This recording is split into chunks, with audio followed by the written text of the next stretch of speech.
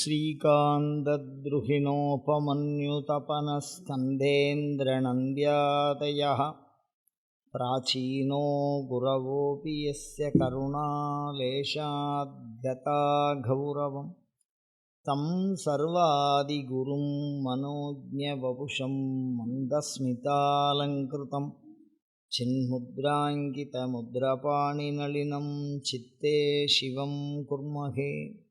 நமஸ்ஸரசே நமஸ்ஸரஸ்வதயே நமஸ்ஸகீனாம் புரோகானாம் சக்ஷுஷே நமோதிவே நமப்பிருதிவே நமஹ. எல்லாம் வல்ல இறைவனுடைய பெருங்கருணையினாலே வளமான வாழ்விற்கு வழிபாட்டு சிந்தனைகள் 371வது வார சிந்தனையாக சிவாலய திருமேனிகள் சிந்தித்து கொண்டு வருகிறோம். அதில் ருத்ரமூர்த்தி அப்படின்னு பார்ப்போம்.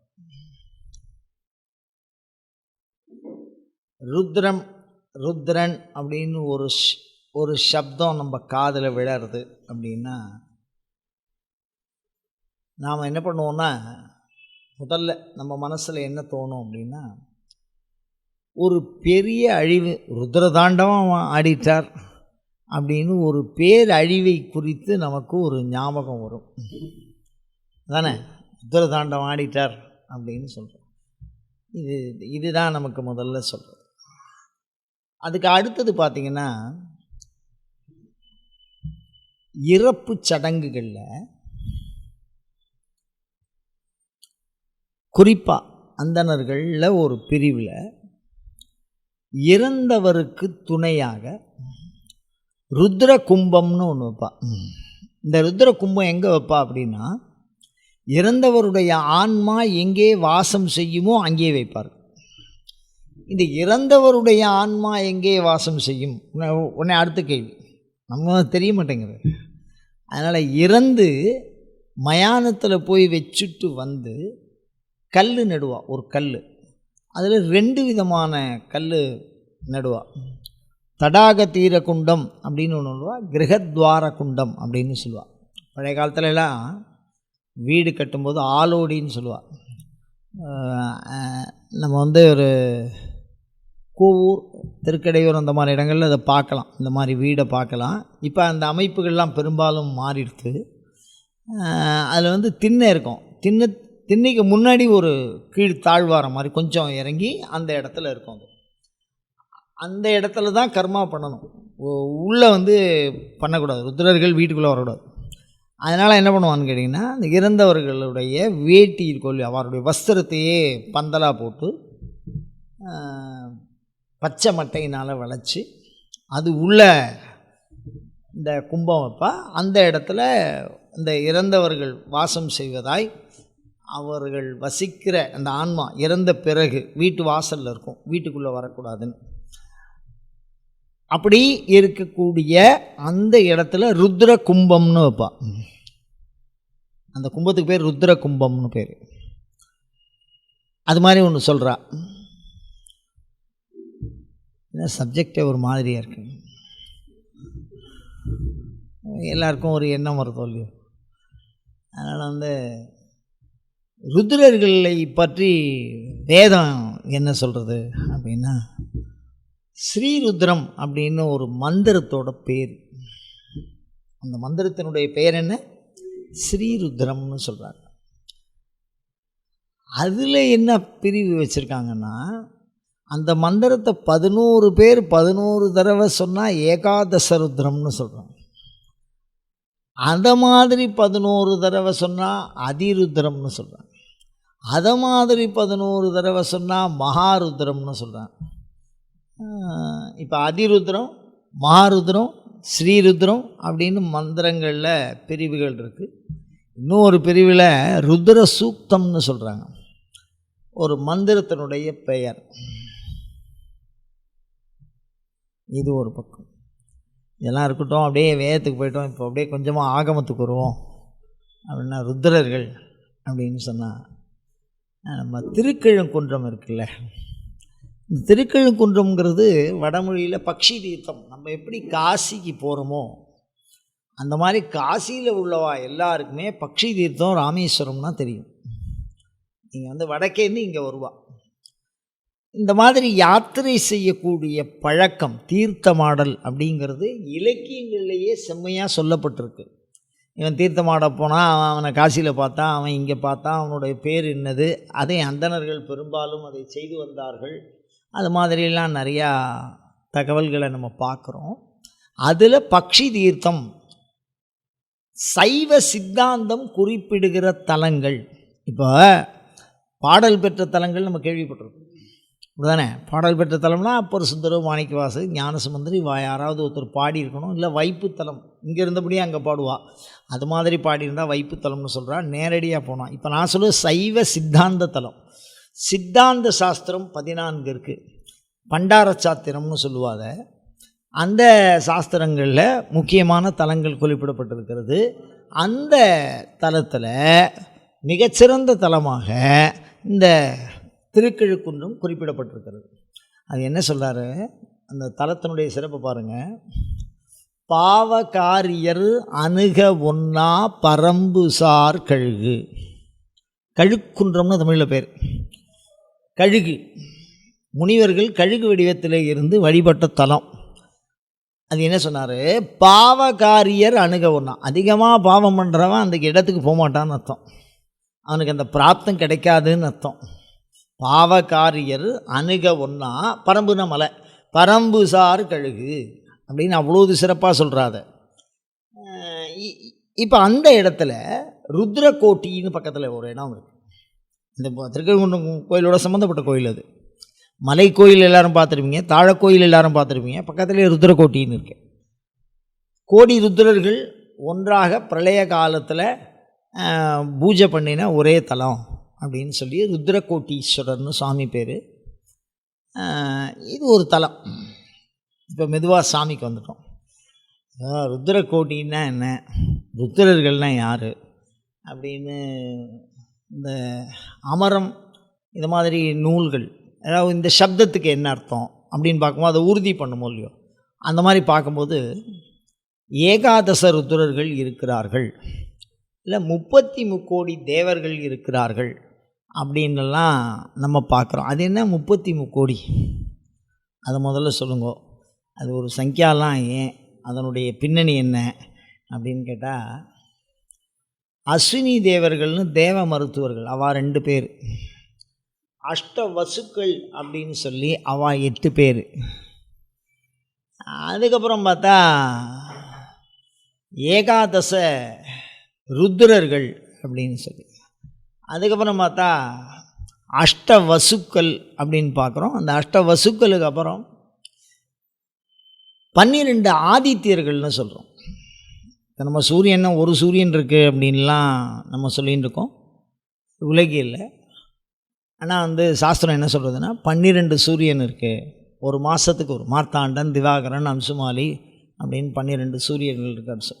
12 சூரியன் முடிஞ்சு 11 ருத்ரர்கள், 11 ருத்ரர்கள் இருக்கிறார்கள். இவா எல்லாரையும் ஒன்றா சேர்த்தா 33 பேர்.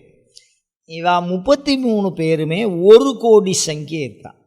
1 கோடி, ஒவ்வொருத்தரும் ஒவ்வொரு கோடி. இப்போ அஸ்வினி தேவர்கள் 2 பேர் அப்படின்னா 2 கோடி, அஷ்டவசுக்கள் 8 கோடி.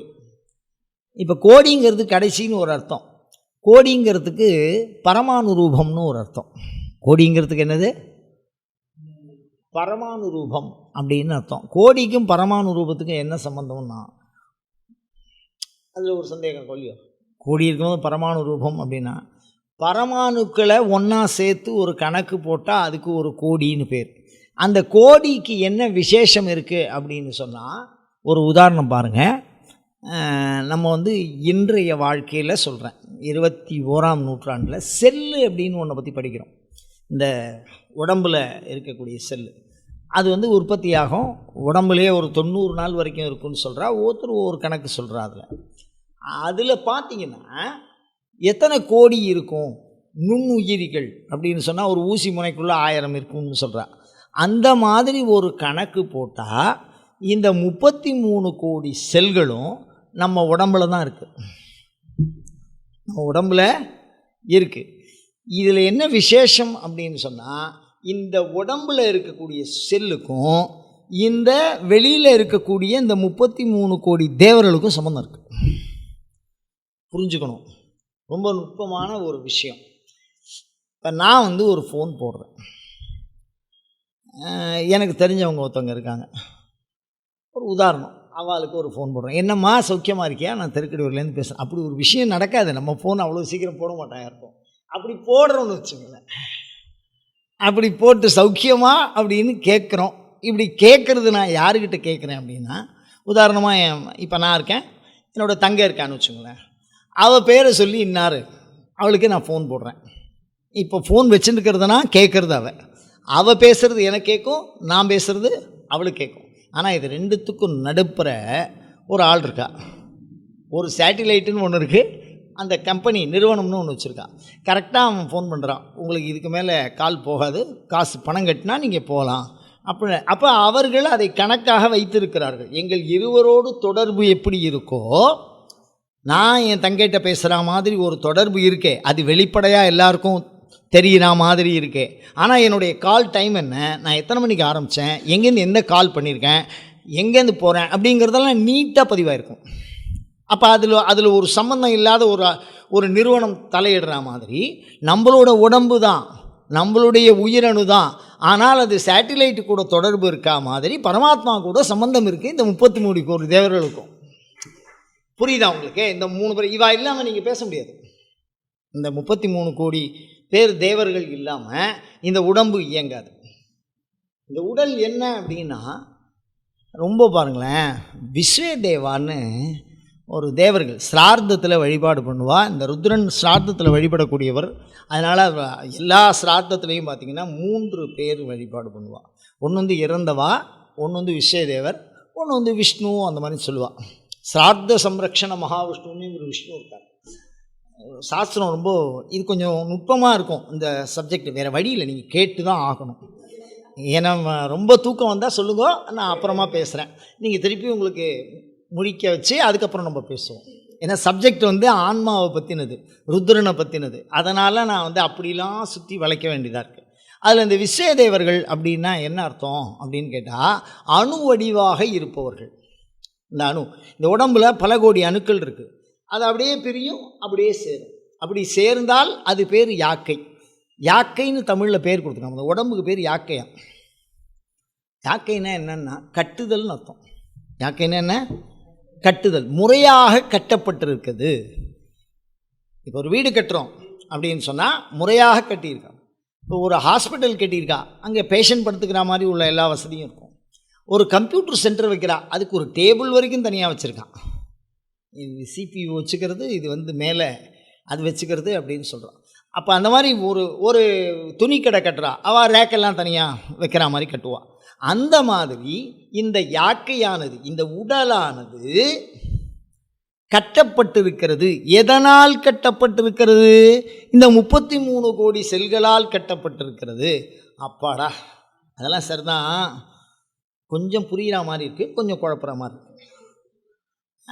பார்த்தாலே தெரியுமோ இல்லையோ, அப்படியே பார்த்துன்னு தான் தெரியணும், ஒன்றும் புரியல நம்ம சொல்கிறது அப்படின்னு. இப்போ என்னென்னா, இந்த அணுக்கள் என்ன ஆகும்னு கேட்டிங்கன்னா, பிரிந்து விடும். திருப்பி என்ன பண்ணோம்? சேரும். அதுக்கு அழிவு கிடையாது.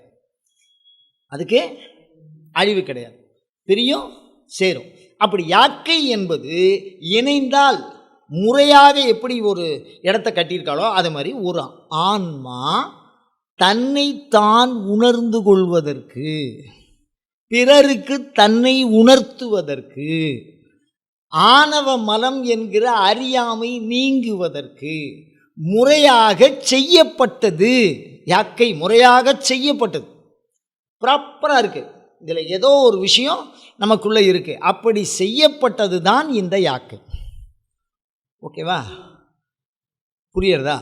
இப்போ இந்த யாக்கையை இந்த 33 கோடி பிரிஞ்சு தானே இருக்கே, யார் செய்வா அப்படின்னா செய்கிறவன் மொத்தம் வேணுமோ இல்லையோ?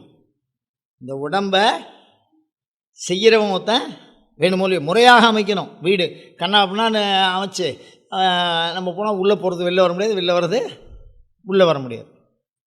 ஒரு சின்ன விஷயம் பாருங்க, ஹேண்ட்பேர் இருக்குது, காலில் கீர் வண்டி வச்சுருக்கா, இப்போ கையிலேயே வச்சுருக்கா.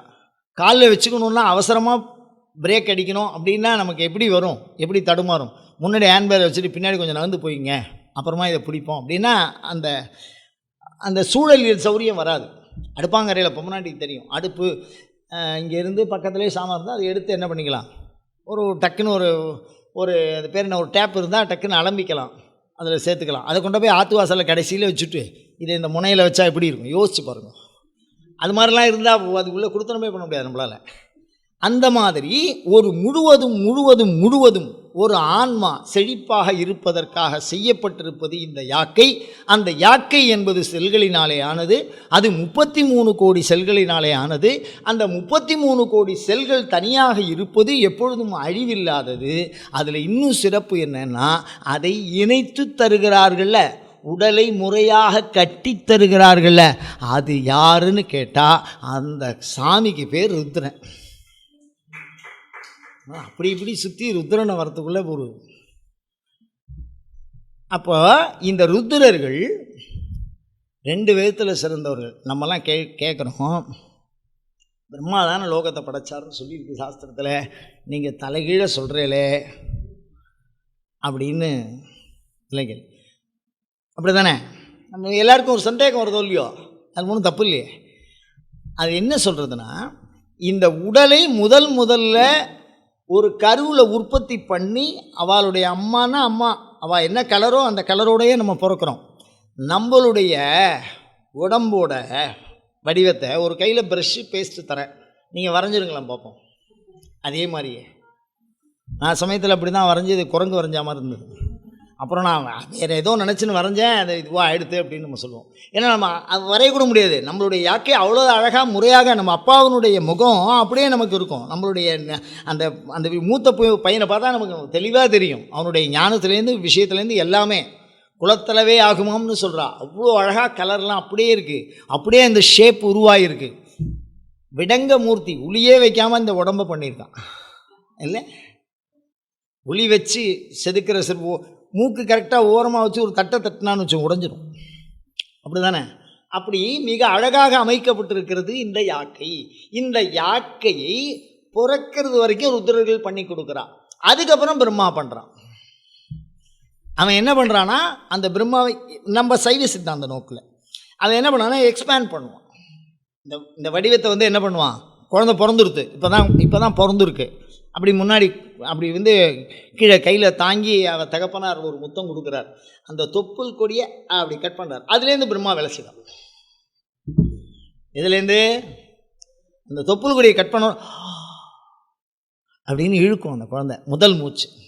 அதுக்குள்ளே பிரம்மா ஸ்டார்ட் ஆகிடும். பிரம்ம சிருஷ்டின்னு பேர். அது வரைக்கும் ருத்ர சிருஷ்டி. அப்படி ஒரு உடல் முழுவதுமாய் மானுட யாக்கை உருவாக வேண்டும் என்று சொன்னால் 1 வருடம் ஆகும். எத்தனை வருஷம்? அது எப்படிங்க 10 மாதம் நான் பெற்றுக்கிறேன், நீங்கள் 1 வருஷம் கணக்கு சொல்கிறீங்களே. அந்த ஒரு ஆடவராக இருக்கட்டும் பெண்டிராக இருக்கட்டும், இருவரும் கலவியிலே ஏற்படுகிற அந்த உற்பத்தி ஆகிறதோல்லையோ, அந்த சக்தி 2 மாதம் ஆகும். ஒரு உடம்பில் சாதாரணமாக சாப்பிட்ட சாப்பாடு ஒரு 1/2 மணி நேரத்தில் பாத்ரூம் போயிட்டு வந்துடுவோம். சுகர் இருக்கிறவளுக்கு கேட்கவே வேண்டாம், உடனே போயிடுவா. அதுக்கப்புறம் லெட்ரின் போகிறோன்னா ஒரு 4 நாளில் அது மலமாகும், அதுக்கப்புறம் ரத்தமாகும், அதுக்கப்புறம் விந்தாகும். அப்படி ஆகணும்னா 2 மாதம் ஆகும். நம்ம சாப்பிட்ட சாப்பாடு அதுவும் எப்படின்னா, பனித்துளி மேலே இது அருகம்புல் மேலே இருக்கக்கூடிய பனித்துளி அளவுக்கு ஒரு விந்து உருவாகணும்னா 2 மாதம் ஆகணும்னு சொல்கிறான். அதனால தான் இங்கே கணக்கு சொல்கிறேன். நான் 1 வருஷம் பெரியவாளாம் அவ்வளோது அற்புதமாக சாஸ்திரம் பண்ணியிருக்கா. நாம் உங்களுக்கு பிடிச்ச மாதிரியே ஏதாவது சொல்லின்னு போகிறது எனக்கு ரொம்ப கஷ்டமாக இருக்குது. எது உள்ளதோ அதை ஏதாவது சொல்லணுமோ இல்லையோ, அதனால் கொஞ்சம் கஷ்டமாக இருந்தாலும் பரவாயில்லைன்னு இதை சொல்லி ஆகணுங்கிற நிலைமையில் இருக்காங்க. வேறு எந்த நோக்கத்திலையும் இல்லை. தயவு பண்ணி நம்மளுடைய யாக்கை எப்படின்னு நம்ம தெரிஞ்சுக்கணுமோ இல்லையோ, அதுக்காக. அப்படி உள்ளே உட்கார்ந்த உடனே அதுக்கப்புறம் எக்ஸ்பேண்ட் ஆகும். அப்போ உள்ளே வரும்போது என்ன ஆகும்னா, காலி செடி மாதிரி இருக்கும் எல்லோரும். உள்ளே வரும்போது ஒன்றுமே கிடையாது. மதம், இனம், மொழி, தாய், தந்தை, அறிவு, இஷ்டம் எதுவும் இல்லை. அப்படியே கொஞ்சம் கொஞ்சமாக உருவாகும். இது அம்மா, இது தாத்தா. அதுக்கப்புறம் 18 வயசில் மிகப்பெரிய விஷயங்கள்லாம் உருவாகிடும். 50 வயசில் எல்லாம் தெரிஞ்சிடும். அவ்வளோதானே, எல்லா வசதியும் வந்துடும். 1000 விஷயத்தை தெரிஞ்சுப்போம். கடவுளை தவிர, நம்மளை தவிர. நம்மளை தெரிஞ்சுக்க மாட்டோம், கடவுளை தெரிஞ்சுக்கிறது நம்ம ஒரு பிரதிக்கை பண்ணிட்டு இருக்கோம், அப்படி தானே? இப்போ இது என்ன அப்படின்னா இதெல்லாம் பிரம்மசிட்டி அப்படின்னு நம்ம சொல்கிறோம். இப்போது அப்போ ருத்ரர்கள் படைக்கிறார்கள். அதே மாதிரி இந்த யாக்கை உடல் உள்ள ஒரு ஆன்மா வந்து காத்துட்டு இருக்கணும் 1 வருஷம் வரைக்கும். அது எப்படி அப்படின்னா அழகாக எழுதினா ஒரு பாடல் வரியில் ஒரு கவிஞர், கூட்டை திறந்து விட்டால் இந்த குருவி பறந்து விடும்னு எழுதினா. என்ன அற்புதமான ஞானி! சாதாரண எல்லாருக்கும் புரிகிற மாதிரி இந்த ஒரு கூடு, அந்த கூடை அப்படி திறந்து விட்டால் பறந்துடும். இது உள்ள ஆன்மா வந்து உள்ளே உட்காரணும். அப்போ அந்த கூடு தயாராகணுமோ இல்லையோ, அது 1 வருஷம் ஆகணும் தயாராகி. சரி, இந்த கூட்டை திறந்து விட்டா அதுக்கு வேற ஒரு கூடு போகணும், வேற ஒரு நிலை மாற்றம் ஏற்படணும் அப்படின்னா 1 வருஷம். இப்போ கர்ப்பத்தில் வந்து நம்மலாம் வந்து ஒரு பொம்மநாட்டிக்கு இப்போ வந்து முழுகாமல் இருக்கா, அந்த கரு வளர்றது அப்படின்னா வந்து 3 மாதத்துக்கு ஒரு தடவை செக்கப் போகணும். அப்படியே வளர்றது, கை கால் சரியாக இருக்கா, மற்ற விஷயங்கள்லாம் சரியாக இருக்கா, அதுக்கு ஏதோ போஷாக்கெல்லாம் கொடுக்குறா, அது மாதிரி கொடுத்து அதை அழகாக சுபப்பிரசவமாக ஆக்கிறதுக்கு ஒரு 10 மாதமாவது நம்ம என்ன பண்ணணும், 2 மாதம் கூடுதலாக அந்த குழந்தைய தூக்கினா அலறணும். பகலில் அழுவும் இல்லை ராத்திரியில் அழுவும், என்ன வியாதின்னு தெரியாது. அதை அழறதா புரிஞ்சுக்கிறதா தெரியாமல் நாம் தயாராக இருக்கும்போது தான் நம்மளுடைய தயார் அருமை நமக்கு தெரியும். அது வரைக்கும் அம்மாவெல்லாம் ஒத்துக்க மாட்டோம், அப்படி தானே?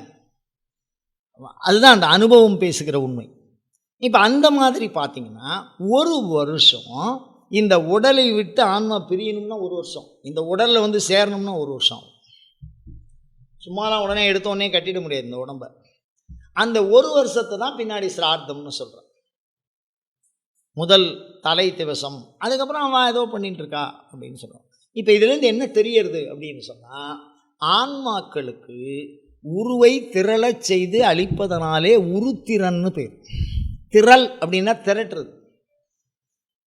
வெண்ணெய் திரளும் பார்த்தீங்களா?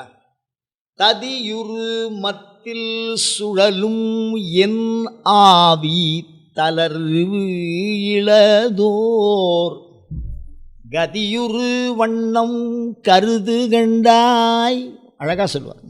என்னன்னா இந்த இப்படி சிலுப்புறம்ல அப்படியே கொஞ்சம் கொஞ்சமாக அந்த பால்லேருந்து அப்படியே திரண்டு வெண்ணெய் எவ்வளோ பேர் கெட்டியாக வருமோ இல்லையோ, அந்த மாதிரி திரட்டுவதனாலே, மானுட ஆக்கையை திரளச் செய்வதனாலே உருத்திரன், நமக்கு உடம்பை கொடுக்குறவன், அதனால் ருத்ரன்னு பேர் தமிழில்.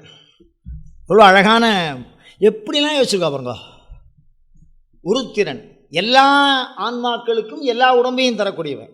இப்போ நமக்கு ஒரு சந்தேகம் வரும், மனுஷ யாக்கைக்கு தான் இப்படியா, எல்லாருக்குமே என்ன, உலகத்தில் யாருக்காக இருந்தாலும் சரி ஆன்மாவுக்கு உடம்புன்னு ஒன்று உற்பத்தி ஆகணும்னா ருத்ரன் இல்லைன்னா முடியாது.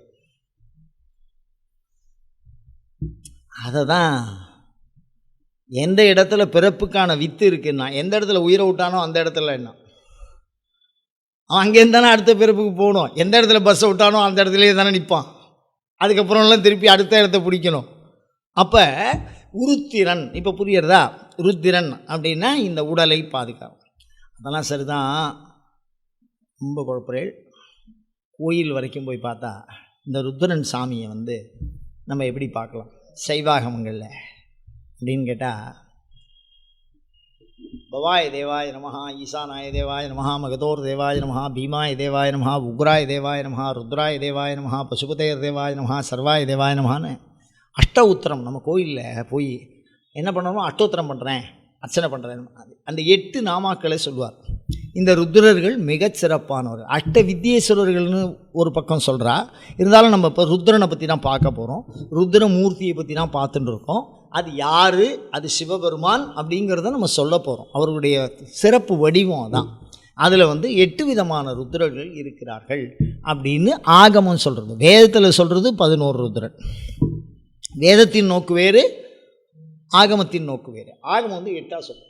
அது என்ன பண்ணுவான்னா, பிருத்திவி அப்பு தேயு வாயு ஆகாசம் சூரியன் சந்திரன் ஆத்மா. இது பெரிய கொடுமை என்னன்னு கேளுங்க, எல்லாமே அசையும். என்னது? எல்லாமே அசையும். பிருத்திவி, பூமி சுற்றுறதுங்கிற, அதனால தான் பகலும் ராத்திரியும் வருது. அப்படி தானே? நாங்கள் இங்கேயே தான் இருக்கோம், அசைகிறோம்னா விஞ்ஞானம் ஒத்துக்கிற உண்மை இல்லையோ, அப்படி தானே? அப்பு ஜலம், ஹைட்ரோஸ்டாட்டிக்ஸ், அதாவது இங்கேருந்து 14வது மாடி கூட நீங்கள் மோட்டர் வச்சு தண்ணி ஏற்றலாம். இறக்கிறதுக்கு மோட்டர் வேண்டாம், உடனே இறங்கிடும். அது எப்பொழுதுமே கீழே போகிறதுக்கு முயற்சி பண்ணிகிட்டே இருக்கும். ஹைட்ரோஸ்டாட்டிக்ஸ்ன்னு சொல்கிறான், நீர்ம நிலையியல் அப்படின்னு சொல்கிறோம். அப்போ இறங்கும். அப்போ அதுவும் என்ன பண்ணிக்கிட்டே இருக்கு, அசைது. பிருத்திவி அப்பு தேயும் உங்களுக்கு தெரியும், அது மேல் நோக்கி எப்போதும் முயற்சி பண்ணிகிட்டே இருக்கும். அப்படி தானே? தீவிட்டி தலைகீழ் குடிச்சவங்க நேராக தான் இருக்கும், மேல் நோக்கி முயற்சி. அப்படி தானே தேயும். வாயு சதாகதின்னு வாயுக்கு பேர், வடமொழியில் பேர் வச்சுருக்காங்க. வாயுன்னு அசைஞ்சுட்டே இருக்கலாம், திரிஞ்சுட்டே இருக்கிறது, இந்த பக்கம் போவோம் அந்த பக்கம் போவோம். வாயு இருக்குங்கிறத எதை வச்சு உணரலாம், காற்று இல்லையே, மேகத்தை வச்சு உணரலாம். காலம்புரை இங்கே இருக்கும், மத்தியானம் அங்கே இருக்கும், ஒரே வடிவமாக இருக்கும், திருப்பி கலைஞ்சு போயிடும். அப்போ எங்கே வேணாலும் நகரக்கூடிய சதாகதின்னு சொல்லும். அப்படி தானே? ஆகாசம் அசைமான்னு நம்மலாம் கேள்வி கேட்கலாம். ஆனால் ஆகாசம் என்ன சொல்கிறா அப்படின்னா, ஒளி இங்கேருந்து அமெரிக்காவுக்கு பேசுகிறீங்கன்னா இந்த சவுண்டு இங்கேருந்து அங்கே போகிறது தானே ஆகாச தன்மாத்திரை, போகிறது தானே. ஒரு இடத்துலேருந்து இன்னொரு இடத்துக்கு போகிறதோ இல்லையோ, அசைவுக்கு காரணமாக இருப்பது ஆகாசம். ஒளியும் அசையும், இந்த ஒளி அலை இருக்கோ இல்லையோ அதுவும் அசையும். அதுக்கப்புறம் பார்த்தீங்கன்னா சூரியன் தெரியும், காலம்புரை இங்கே வந்தால் சாயந்தரம், அப்படி தானே? சூரியன், பிருத்திவி அப்பு தேயு வாயு ஆகாசம் சூரியன், அடுத்து சந்திரன், அதுவும் அசையும். ஆத்மா அதுவும் அசையும். அசையலைன்னா நம்ம செய்தி அனுப்பிச்சிருவா எல்லாருக்கும். அசையாமலே இருந்தோம்னு வச்சுங்களேன், செய்தி அனுப்பிச்சிருவா. இனிமேல் இது ஒன்று அசைகிறது தான் முதல் செய்தியே. அந்த ஆன்மா அசையக்கூடியது. இந்த அசைவதை ஒரு சிற்பசாத்திரம் மிக அழகாக சொல்லுகிறது. என்னன்னா, இந்த ருத்ரர்கள் எப்பொழுதுமே காலை ஒரு காலை முன்கால் அப்படி சவ்யபாத புரஸ்தரம் அப்படி முன்னாடி வச்சு இப்படி இந்த காலை இப்படி தூக்கின மாதிரி இப்படி நடக்கிற மாதிரி சிலை இருக்கும். ஒரு சந்தேகம் எங்கே இருக்குது, ஒரு அடுத்த கேள்வி கேட்கணும் போது, இவா 8 பேர் இருக்கா, 8 பேரும் அருமையாக இருக்கும். அந்த விக்கிரகம் திருவெண்காடுன்னு ஒரு ஊர், அந்த திருவெண்காட்டில் அகோரமூர்த்தின்னு ஒரு சுவாமி. புதன் ஸ்தலம்னு சொன்னால் தான் இப்போ தெரியும், நான் புரிஞ்சுக்கிறதுக்காக சொல்கிறேன், நான் தவறாக எதுவும் சொல்லலை, சிந்திக்கிறேன். அது அந்த புதன் ஸ்தலம்னு சொன்னால் அந்த இடத்துல இந்த அகோர சிவம்னு இருப்பார். அங்கே 3 தலம், 3 தீர்த்தம், 3 மூர்த்தி. அந்த 3 மூர்த்தியில் அவர் வந்து காலை இப்படி எடுத்து இப்படி வச்சா மாதிரி, இப்படி கையில் சூலத்தை தூக்கி பிடிச்சா மாதிரி இருப்பார். அவர் வந்து என்ன பண்ணிகிட்டே இருப்பார், நடந்த திருக்கோலத்திலே, சுவாமி இருந்த திருக்கோலம், கிடந்த திருக்கோலம், ஆடிய திருக்கோலம் எல்லாம் இருக்கோ இல்லையோ, பெருமாள் படுத்துகிட்டே இருக்கார், கிடந்த திருக்கோலம் அப்படிதானே, நின்ற திருக்கோலம் வரதராஜ பெருமாள் இப்படி இருக்கார் அப்படிதானே, அமர்ந்த திருக்கோலம் லக்ஷ்மி நாராயணராக உட்கார்ந்துருக்கார். அதை மாதிரி இவர் என்னது, நடந்த திருக்கோலம், அப்படி நடந்த திருக்கோலத்திலே இருப்பார் திருவெண்காட்டில். அதே மாதிரி பார்த்தீங்கன்னா இந்த பாச்சூர்னு இருக்குது, பாசில்ல மூங்கில், திருவள்ளூர் பக்கத்தில் இருக்குது. அங்கே பார்த்தீங்கன்னா அங்கேயும் சுவாமி வந்து பைரவர் பக்கத்தில் இருப்பார், நடந்த திருக்கோலமாக இருப்பார். திருவண்ணாமலை அற்புதமான க்ஷேத்திரம். அந்த கிளி கோபுரம் தாண்டின்னு நினைக்கிறேன், கொஞ்சம் உள்ளுக்குள்ளே போய் ஒரு தீர்த்தம் இருக்கும், அந்த தீர்த்த கரையில் இருப்பார், ரவுண்டாக இருக்கும், காலபைரவர்னு அதில் போட்டிருப்பாருன்னு நான் நினைக்கிறேன். அவர் ருத்ரர், அவர் தான் அந்த தீயை பரவ ஒட்டாமல் கவிழ்ந்து காப்பவர், இல்லைன்னா எரிச்சிட்டு போயிடும். அண்ணாமலை, அன்னுதல்னா தொடருதுன்னு அர்த்தம். அன்னுதல் என்ன, தீண்டுதல், தொடருது. இந்த குழந்தைய மடியிலேயே வச்சுட்டு பார்த்தா யார், அப்படி தானே, அந்த சூடு இருக்கும், இறக்கி விட்டாலும் அப்படி தானே, அதெல்லாம் அன்னி இருப்பது. அப்படி தொடவே கூடாத வஸ்து எதுன்னு நெருப்பு, நெருப்பு போய் தொட்டால் என்ன பண்ணோம், சுடும், நெருப்பு இல்லையோ. அதனால் அண்ணாமலை, தீண்டக்கூடாது தொடக்கூடாது என்ன அப்படின்னு. இது என்ன பெரிய விஷயம்னா, அவர் வானத்துக்கும் பூமியுமா நிற்கிறார், அந்த நெருப்பு கொஞ்சம் பற்றித்துனா என்னாகும், எல்லாரையும் சுவாகா பண்ணிட்டு போயிடும். அதனால் அதை தடுக்கிறதுக்கு என்ன பண்ணியிருக்கான்னா, அந்த கோயிலை சுற்றி 11 பாதங்கள் இருக்கும். நீங்கள் அதான் திருவண்ணாமலை போய் பார்த்தா இதெல்லாம் உங்களுக்கு புரியும். உங்களுக்கு பார்க்காத க்ஷேத்திரம் இல்லை, நீங்கள் பார்க்காத சிந்தனை இல்லை, இருந்தாலும் நான் உங்களுக்கு ஞாபகம் தான் படுத்துகிறேன், வேறு ஒன்றும் இல்லை. அங்கே வந்து பாதம் இருக்கும், 11 பாதம். அவர் அங்கே சென்று கொண்டே இருப்பவர்னு அடையாளம். இங்கே ஒன்று அங்கே ஒன்று, அங்கே ஒன்று, இங்கேருந்து அங்கேருந்து அப்படியே வந்துடுவார், சுழண்டு வருவார். அதனால் அங்கே இருக்கும். மதுரை கோயிலில் பார்த்தீங்கன்னா உள்ளே போகும்போது வெண்ணெய் சாமின்னு சொல்லுவாங்க, வெறும் வெண்ணையாக இருக்கும். அங்கே பார்த்தீங்கன்னா அப்படி நடந்த திருக்கோலத்தில் இந்த சுவாமி இருக்கிறத பார்க்கலாம். சின்ன ஆவடையார் கோயில்னு ஒரு கோயில் இருக்குது, மாணிக்கவாசகர் தீட்சை கொடுத்த இடம்.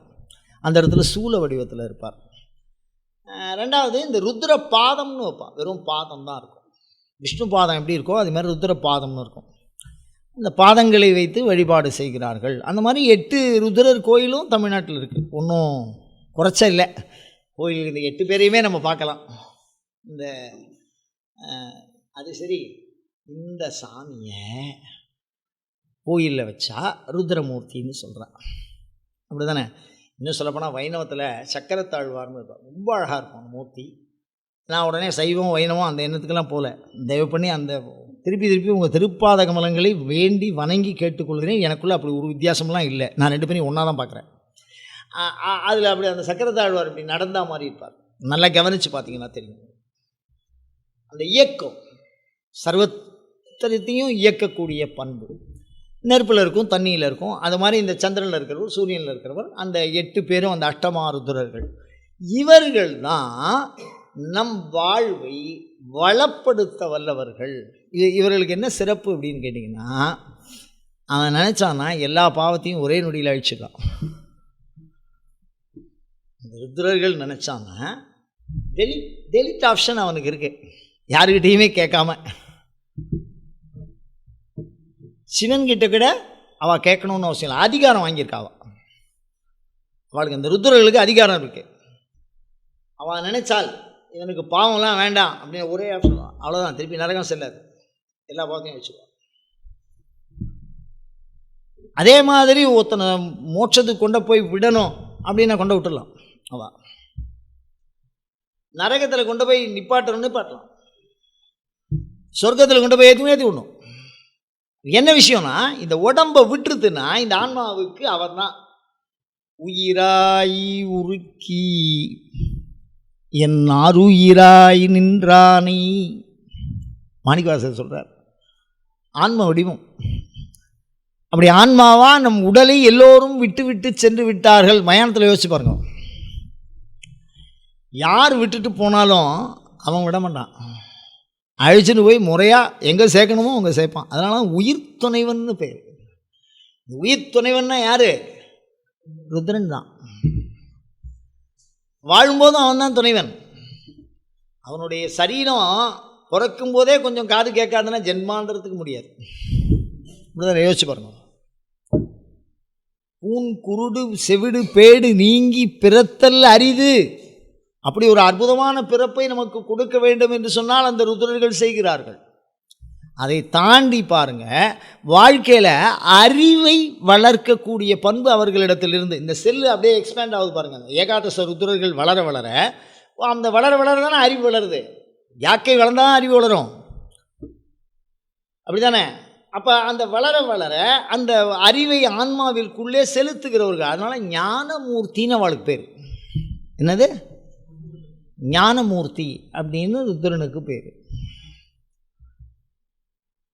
வேதத்தில் நமஸ்தே அஸ்து பகவன் விஸ்வேஸ்வராய மகாதேவாய திரையம்பகாய திரிபுராந்தகாய திரிகாக்னிகாலாய காலாக்னி ருத்ராய நீலகண்டாய மிருத்யுஞ்சயாய சர்வேஸ்வராய சதாசிவாய ஸ்ரீமன் மகாதேவாய நமஹா. இந்த உருத்திரர்கள் ஒரு மிகப்பெரிய சமயத்தை கொண்டவர்களாக திகழ்ந்திருக்கிறார்கள். மயானத்தை விட்டு நீங்காத இருந்திருக்கா. பாசுபத சைவம்னு ஒரு சைவம், அது இந்த ருத்ரனை தான் கும்பிடும், வேறு யாரையும் அது வணங்காது. பாசுபத சைவம்னு ஒரு சைவமா. சைவத்தில் பல்வேறு வகையான சைவம் இருக்குது. காப்பாளிக சைவம்னு ஒரு சைவம் இருக்குது. அது மாதிரி சமயங்களில் பாசுபத சைவத்தில் ருத்ரனை தான் வணங்குகிறார்கள். அந்த ருத்ரனை நாம் வணங்குவோம். அப்படி வணங்கினால் என்ன பிரயோஜனம், என்ன விஷயம் அப்படின்னா, இப்போ மனுஷன்னு பிறந்தாலே ஆங்கிலத்தில் சொல்லுவாங்க மேன் இஸ் எரர் அப்படின்னு தானே. அப்படின்னு சொன்னாலே தவறு தான். ஏதோ ஒரு விஷயத்தில் மனுஷனுக்கு வரும், நடக்கிற பொழுது தானே கீழே விழும். அப்படி தவறுகள் செய்து சிக்கிக்கொள்ளுகிறோம் பாவத்தில். அந்த பாவத்தை நீக்குவதற்கு ரொம்ப கஷ்டப்படுறோம். நான் பாவத்தை நான் அனுபவிச்சே தீர்த்துக்கிறோம்னா கடவுளோட ஒத்தாசை எனக்கு எதுக்கு சொல்லு பாருங்க. நான் பாவத்துக்கெல்லாம் அனுபவிக்கணும்னா, நானே தான் தீர்க்கணும்னா, அப்போ கடவுளோட ஒத்தாசை எனக்கு இருக்கே. அவர் நினைச்சா நம்மளை என்ன பண்ணிடணும், பஞ்சு எரிக்கிற மாதிரி எரிச்சிடும். இந்த ருத்ரர்கள் என்ன பாவமாக இருந்தாலும் சரி, அந்த ருத்ரனுக்கு மாத்திரம்தான் அந்த வல்லமை இருக்குது. அந்த ருத்ரர்களில் போய் நம்ம சமஸ்த கோயில்லையும் பாருங்கள், நீங்கள் சங்கல்பம் சமஸ்த துரித க்ஷயத்வாரா ஸ்ரீ பகவதா பிரீத்தியர்த்தம், நீங்கள் வைணவமாக இருக்கட்டும், சைவமாக இருக்கட்டும், சாக்தமாக இருக்கட்டும், ஸ்ரீ பரமேஸ்வர துரித க்ஷயம், பாவத்தை அழிக்கும். இந்த பாவம் தான் நம்மளுடைய அனுபவிக்கும் சூழலை கெடுத்து விடுகிறது. இந்த பாவம் இருக்க இருக்க நமக்கு கையில் இருந்தாலும் அனுபவிக்க முடியாது. ஒருத்தர் ஒரு பிரமாதமாக ஒரு ஸ்வீட்டு கடை வச்சுருக்கார், அவருக்கு சுகர், அனுபவிக்க முடியுமா? சொல்லுங்க பார்ப்போம். அப்போ அனுபவங்கிறது ஒன்று இருக்கணும், அப்படி தானே? பிரமாதமாக பல கோடிக்கு வாரிசாக இருப்பா, வாரிசு இருக்காது. அவள் பல கோடிக்கு வாரிசு, அவளுக்கு வாரிசு இல்லை, அனுபவிக்க முடியுமா? முடியாது. அப்போ அனுபவத்தை தருபவர்கள், ஆன்மாவிற்கு அனுபவத்தை தருபவர்கள் ருத்ரர்கள், இந்த அஷ்டருத்ரர்கள். அதனால ருத்ரமூர்த்தி அப்படி, மூர்த்தின்னா சிவத்துக்கு பேர், அந்த சிவத்துவம், சிவந்தான் அவர் அப்படின்னு சொல்கிறது. அதனால் இந்த ருத்ரமூர்த்தியை நம்ம தரிசனம் பண்ணி பித்ருதோஷத்தை நிவர்த்தி பண்ணி சமஸ்த பாவத்தையும் போக்கணும். எவ்வளோது பாவமாக இருந்தாலும் சரி, 8 நாமம், அந்த நாமாவளியை சொன்னால் சமஸ்த பாவமும் நிவர்த்தி. சிவனுக்கு ரொம்ப கோவம் வருமா, பூஜை பண்ணுறதுக்கு யாரும் வரமாட்டேங்கிறா, மகா கோவக்காரனாக இருக்க. பெருமாள் பரம சாந்தமான மூர்த்தி, போடாம இவர் கோவப்படுவார். அதனால் நீ மாட்டுக்கு ஏதோ கோவத்தில் எதையா பண்ணிட்டேன், நான் மாட்டுக்கு ஏதோ தப்பு பண்ணிட்டேன்னா என்ன பண்ணுறது? நீ எது பண்ணினாலும் இந்த 8 நாமாவளியை சொல்லி எனக்கு ஒரு பத்திரம் சாத்துறா, நான் சமஸ்தத்தையும் உனக்கு என்ன பண்ணுறேன், அழித்து அந்த பழைய பண்பை தரேன் அப்படின்னு. ஏமாத்து வேலை பண்ணக்கூடாது சிவபெருமான்கிட்ட. சிவபெருமான் கருணையினாலே நமக்கு அதை செய்திருக்கான், அதனால் ஏமாத்து வேலை பண்ணக்கூடாது. ஒரு தடவை தப்பு பண்ணால் அது திருப்பி 2வது தடவை பண்ணவே கூடாது. தப்பை அப்படி பண்ணாமல் இருக்கிறது தான் அந்த தப்புக்கு பிராயச்சித்தம், அப்படி தானே? உடனே குருக்கள் சொன்னார், எல்லா வேலையும் பண்ணுவோம், சாயந்தரம் போய் ஒரு பத்திரத்தை சாத்திடுவோம், நடக்க. அவனுக்கு நம்மளோட தெளிவாக இருக்கான் அவன். அதனால் அந்த உள்ளம் உருகி மெய்யுருகி பிரார்த்தனை பண்ணினால் கண்டிப்பாக இந்த ருத்ரர்கள் நமக்கு அருள்வார்கள். இந்த ருத்ரர்கள் மூலமாக ஞானத்தை பெறலாம், பித்ருதோஷத்தை நிவர்த்தி பண்ணிக்கலாம், மோட்சம் அப்படிங்கிற விஷயத்தை கூட இந்த ருத்ரனால் அடையும். ருத்ர பசுபதி நாயனார்னு ஒரு நாயனார், அவர் உண்மையில் அவருடைய லைஃப்பில் வேறு எதுவுமே பண்ணல. 2வது விஷயமே அவருக்கு தெரியாது, அவர் ஒன்று தான் தெரியும், ருத்ரம். அது ஒன்றையும் சொல்லுவார், சொல்லிகிட்டே இருப்பார். சொன்னால் மோட்சத்துக்கு போனார், பிரமாணத்தோடு இருக்குது. அதனால் ருத்ரனை வணங்கி சிவசாயுச்சியம் அடைந்தவர் இருக்கிறார்கள். அப்படிப்பட்ட அந்த ருத்ரனை வணங்கி அனைத்து பேர்களையும் பெற முயல்வோமாக. அயம் தர்மஹா உத்தரோத்தராபிவிருத்தி ரஸ்து. அடுத்த வருஷ சிவாலய திருமேனிகள் வருஷ பிறப்பு நவகிரகத்தை பற்றி பேசி. அயம் தர்மஹா உத்தரோத்தராபிவிருத்தி ரஸ்து.